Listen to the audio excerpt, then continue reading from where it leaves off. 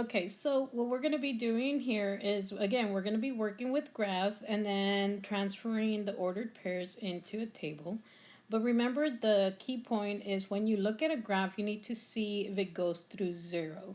So if you actually draw a line through those dots, then see if it goes through 0. So I'm going to go ahead and draw the line.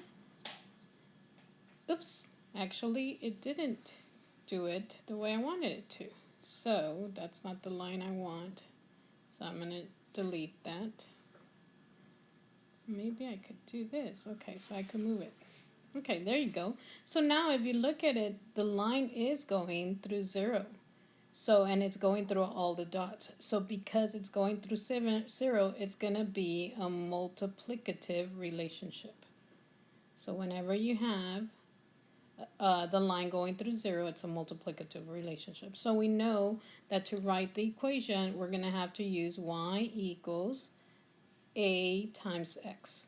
So let's go ahead and look at our ordered pairs. So here the first dot is 0, 0. Okay, because that's where the dot is. Here, remember, we go down to x first, which is 1, and 8 is y. And then here we go down, which is 2, and y is 16. So let's go ahead and write the ordered pairs. So we have 0, 0. We have 1, 8.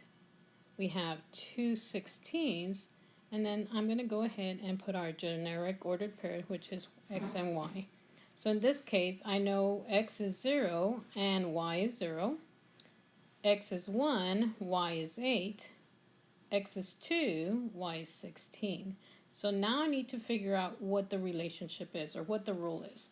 So 0, to get to 0, well, I'm not sure because I can't see no relationship.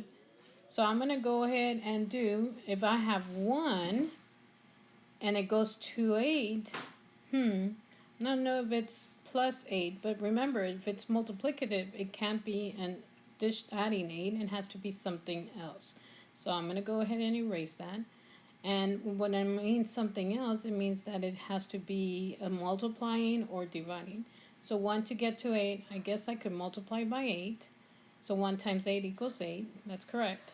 If I do 2 times 8, gives me 16. That's correct.